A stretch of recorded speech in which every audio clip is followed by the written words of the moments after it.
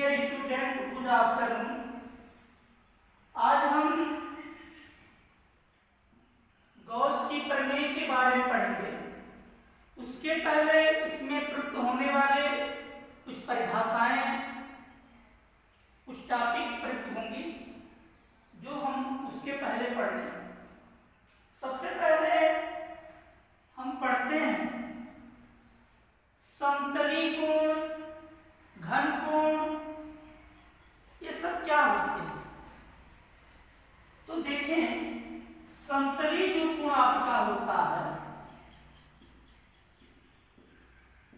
समतली कोण किसी वृत्त का चाप वृत्त के केंद्र पर जो कोण आंतरित करता है उसे समतली कोण कहते हैं। किसी वृत्त का चाप वृत्त के केंद्र पर जो कोण आंतरित करता है उसे समतली कोण कहते हैं और इसका मात्रक होता है रेडियन। ठीक उसी प्रकार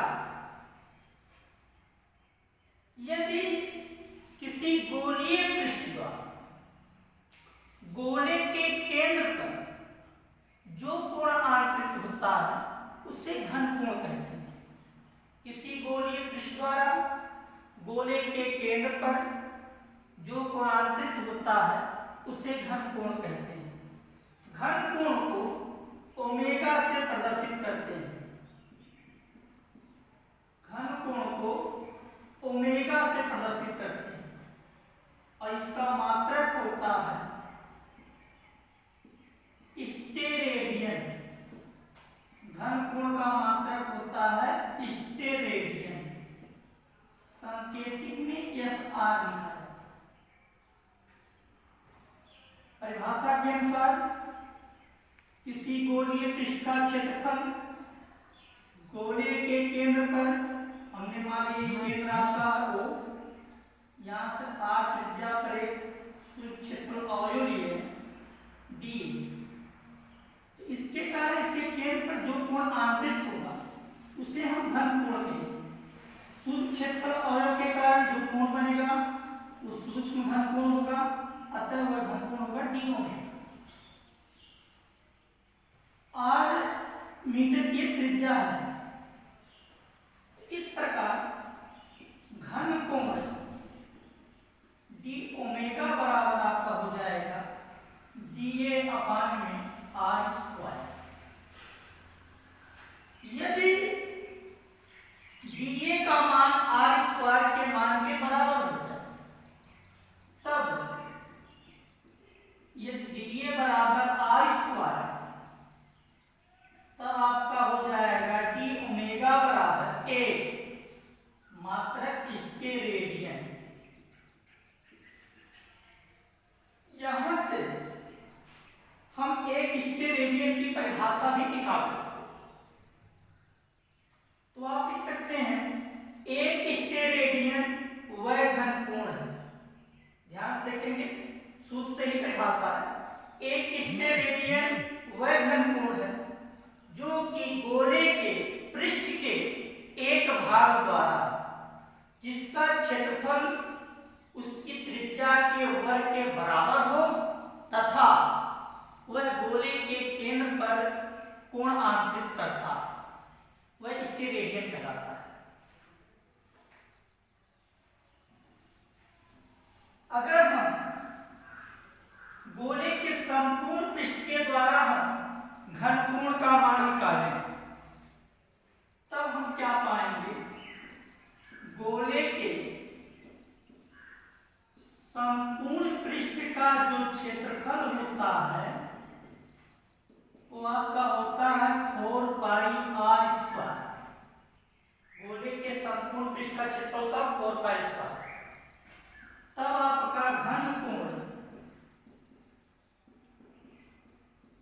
ओमेगा बराबर A/r²। ओमेगा इक्वल टू ये पूरे गोले का एरिया है, क्षेत्रफल। A की जगह आप वैल्यू करेंगे 4πr² r²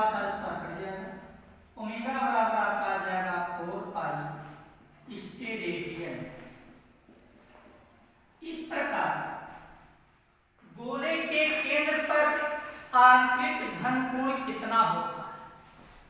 गोले के संपूर्ण पृष्ठ के क्षेत्रफल द्वारा उसके केंद्र पर कितना घन कोण होता है? तो 4 पाई रेडियन आपका होता है। अगर हम इसी गोले के पृष्ठ के जो केंद्र है O को मानकर हम एक r त्रिज्या का गोला खींचे, तो जो उसका प्रक्षेप कोण होगा वो आपका dA cos थीटा होगा। किस प्रकार होगा आइए हम फिगर में आपको बताते हैं। ये आपका केंद्र O है, r मीटर की त्रिज्या पर एक हमने गोला खींचा है। इसको हम भाग को जो है छायांकित कर दे रहे हैं, जिससे आपको पता चलेगा कि ये आपका प्रक्षेप जो कोण है वो dA cos थीटा है। केंद्र O से r मीटर की दूरी पर हमने एक बिंदु P लिया है। यहाँ पर एक वैद्युत क्षेत्र की तीव्रता है, शून्य क्षेत्रफल अवयव dA और अभिलंब की ओर खींचा गया अंतिश एकांक वेक्टर Fn। वेक्टर E और वेक्टर dA के बीच का जो बनने वाला कोण थीटा। पुनः यदि केंद्र O को मानकर स्मॉल r त्रिज्या का एक गोला खींचा जाए तो उनके बीच जो प्रक्षेप कोण होगा आपका वो होगा dA cos थीटा। इस प्रकार हम जो घन कोण का मान इस प्रकार भी लिख सकते हैं। घन कोण d ओमेगा बराबर dA cos थीटा अपान r स्क्वायर। तो घन कोण आपका हो जाएगा d ओमेगा बराबर dA cos अपान r स्क्वायर। अब इसकी सहायता से गॉस की प्रमेय का निरूपण कर सकते हैं। जो ये गॉस की प्रमेय में आएगा, यह आपको याद रखना है। ये गॉस की प्रमेय में कि जब उपपत्ति की जाएगी तो ये यूज होगा। गॉस की प्रमेय केवल बंद पृष्ठ के लिए लागू होती है। उस बंद पृष्ठ को हम लोग गॉसियन पृष्ठ कहते हैं। जैसे गोला, बेलन, घन आदि गॉसियन पृष्ठ के एग्जाम्पल। गॉस की प्रमेय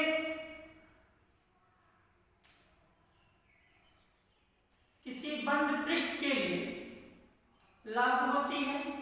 इस प्रमेय के अनुसार किसी बंद पृष्ठ से होकर गुजरने वाला वैद्युत फ्लक्स उस पृष्ठ से परिबद्ध है कुल आवेश स्मॉल q का 1/ε0 गुना होता है। एक बात सुने, किसी बंद पृष्ठ से होकर गुजरने वाला वैद्युत फ्लक्स उस पृष्ठ से परिबद्ध है कुल आवेश स्मॉल q का 1/ε0 गुना होता है। कह रहा वैद्युत फ्लक्स, जो वैद्युत फ्लक्स गुजरेगा अर्थात फाई ई, वह उस पृष्ठ द्वारा परिबद्ध है कुल आवेश स्मॉल q का गुणा 1/ε0 गुना, अर्थात फाई इक्वल टू हो जाएगा आपका q/ε0। ये गॉस की प्रमेय का गणितीय रूप, जो आप परिभाषा को व्यक्त कर रहे हैं वो यही आप व्यक्त कर रहे हैं। इसी परिभाषा को हम गणितीय रूप में लिखते हैं। चूंकि हम जानते हैं कि वैद्युत फ्लक्स फाई इक्वल टू आपका होता है close integral vector E dot ये बंद पृष्ठ के लिए हमने बताया वैद्युत फ्लक्स प्राप्त हुआ, इसलिए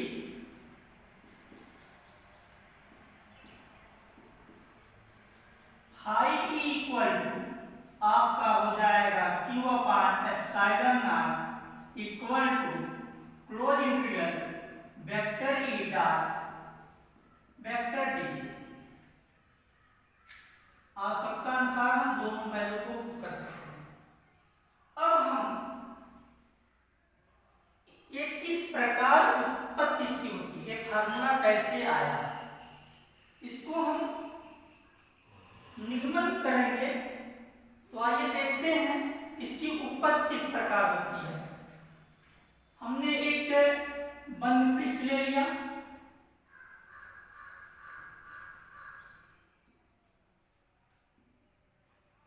जिसका केंद्र हमने मान लिया O।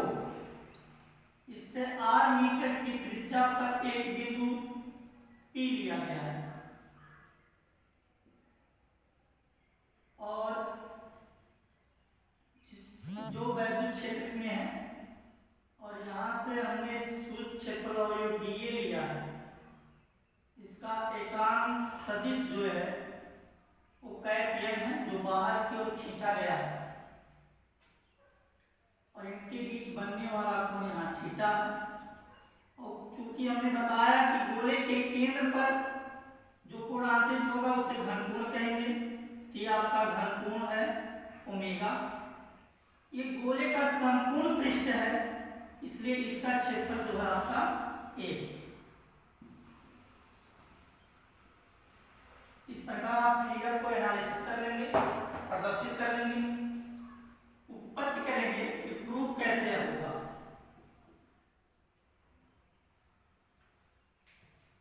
तो माना एक बंद पृष्ठ है जिसका केंद्र O है, इस पर हमने प्लस Q कूलॉम का एक आवेश रखा, r मीटर की दूरी पर एक बिंदु P है।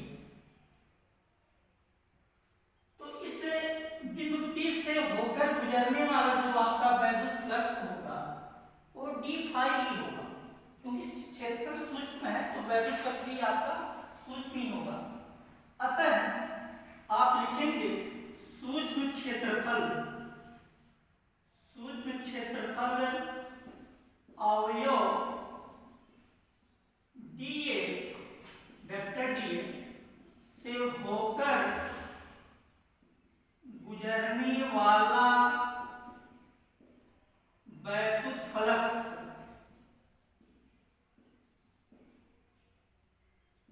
d phi E equal to vector E dot vector D, या लिख सकते हैं हम इसको d फाई ई बराबर E D A cos theta, जहां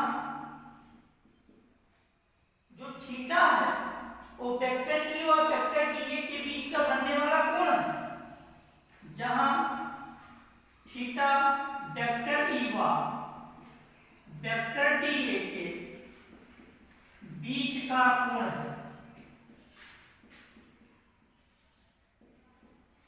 चूंकि पृष्ठ बंद है, अतः हम वैद्युत फ्लक्स लिख सकते हैं। चूंकि हम जानते हैं कि बिंदु आवेश के कारण जो वैद्युत क्षेत्र की तीव्रता होती है वो आपका होता है E बराबर 1/4 pi epsilon not into Q upon r square. E बराबर हम यहाँ पुट कर सकते हैं, तो आपका ये हो जाएगा d phi E equal to 1/4 pi epsilon not into Q upon r square into dA cos theta. संपूर्ण पृष्ठ हमने आपको बताया संपूर्ण पृष्ठ का क्षेत्र यानी पूरा A, तो संपूर्ण पृष्ठ से होकर गुजरने वाला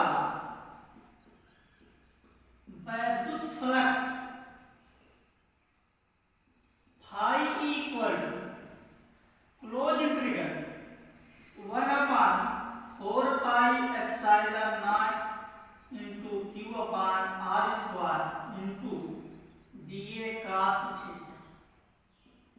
आप इसको लिख सकते हैं Q upon epsilon not 4 pi epsilon not into dA cos theta upon R square. Q upon 4 pi epsilon not आपकी कांस्टेंट राशि है, बाहर कर लेंगे। Q upon 4 pi epsilon not close integral dA cos theta upon R square बचेगा, जिसका मान हमने अभी आपको बताया कि d ओमेगा होता है, ये d ओमेगा के मान के बराबर होता है।